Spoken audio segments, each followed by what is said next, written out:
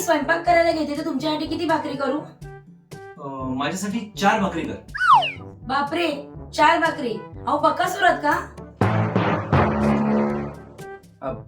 बकासूर? बरं एक काम कर, 2च कर भाकरी. 2? ठीक आहे, 2 भाकरी करते. पण 2 मधला एक तुकडा जरी टाकला ना भाकरीचा तर तोंडात कोंबी ना तुमच्या भाकरी मी ती.